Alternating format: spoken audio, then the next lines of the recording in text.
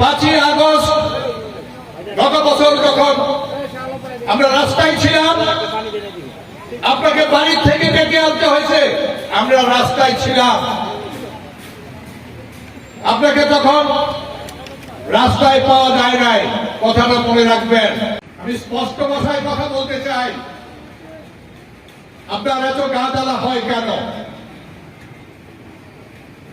একজন মন্ত্রী ছিলেন রেজাউল করিম সাহেব, উনি বয়সে বৃদ্ধ, তার জন্য তার বিরুদ্ধে কথা বলেন কেন? আমার বিরুদ্ধে আপনি কথা বলেন।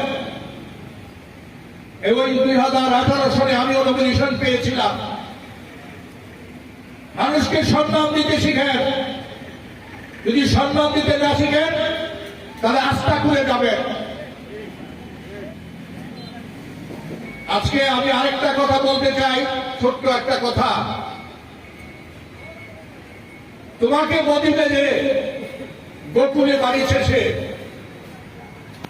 এত ভালো বেড়েছেন আপনি, আমরা বিশ্বাস করতে পারি নাই।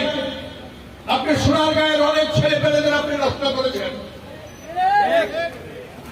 আপনি সোনারগাঁয়ের অনেক ছেলে পেলেদের আপনি নষ্ট করেছেন।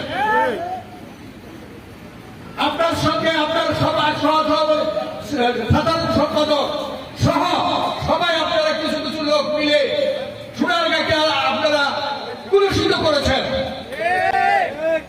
5ই আগস্ট গত বছর যখন আমরা রাস্তায় ছিলাম, আপনাকে বাড়ি থেকে ডেকে আনতে হয়েছে, আমরা রাস্তায় ছিলাম। আপনাকে তখন রাস্তায় পাওয়া যায় নাই, কথাটা মনে রাখবেন। যাই হোক, 5ই আগস্ট আমরা একটা দ্বিতীয় স্বাধীনতা পেয়েছি। 71 সন ছিল আমাদের প্রথম স্বাধীনতা। এই 71 সনে এই আপামর জনসাধারণ, এই দেশের রিক্সাওয়ালা, এদেশের ছাত্র, এদেশের মজুর, এদেশের মেয়েরা, এদেশের মায়েরা যেভাবে রাস্তায় দাঁড়িয়ে আমাদেরকে উৎসাহ দিয়েছেন, আজকে চোখের পানিতে চোখ ভিজে আসে, মুখ ভিজে আসে। আপনি সেই যে বিরাট একটা বিপ্লব ঘটে গেছে, সেই বিপ্লবকে আপনি, আমার দল বিএনপিকে আপনি আজকে অপমানিত করেছেন, কুলুষিত করেছেন। আপনি 7 তারিখে আমাকে একজন ফোন করে বলে যে ভাই 6 তারিখে উপজেলায় মিটিং করছেন, উপজেলায় মিটিং করছেন, আপনারা শপথ করছেন, কথা দিচ্ছেন কোন সরকারি সম্পত্তিতে হাত দিবেন না, সাধারণ মানুষের সম্পত্তিতে হাত দিবেন না, কোন হিন্দুদের সম্পত্তিতে হাত দিবেন না। আপনি কিন্তু তার পরের দিন গিয়ে আপনার বাড়ির পাশের মমতাজ মেম্বারের বাড়ি, হতে পারে সে আওয়ামী লীগ করবেন, কিন্তু সেই মহিলা তো কোনো ক্ষতিকর ছিল না আমার জন্য। সেই মহিলার বাড়ি আপনি দখল করে নিয়েছেন। আমি বলেছি, ফোন করেছিলাম যে তুমি এটা কি করলা, তুমি এটা কি করলা? সে বলল ভাই, ঝড়ের দিনে আম কুড়াতে সুখ, ঝড়ের দিনে নাকি আম কুড়াইতে সুখ। এই হলো তাদের চরিত্র, এই হলো তাদের শিক্ষা, এই হলো তাদের মানে জীবনধারা। তারা লুটপাট করতেই শিখছে। আমাদের কিছু কিছু ছেলেপেলেদের যারা বিএনপিতে সবচেয়ে ভালো ছেলেপেলে ছিল, তাদেরকে আজকে সে কুলুষিত করেছে। এই জন্য আমি আজকে তাকে ধিক্কার জানাই। আর আমি যে কথা বেশি কথা বলবো না। কোন দল? বিএনপি সোনারগাঁয়ে সবচেয়ে জনপ্রিয় দল। আমি সেই দলের গিয়াসউদ্দিন সাহেব প্রথমবার ঢুকে ইনশাল্লাহ সেই বিএনপির স্পর্শে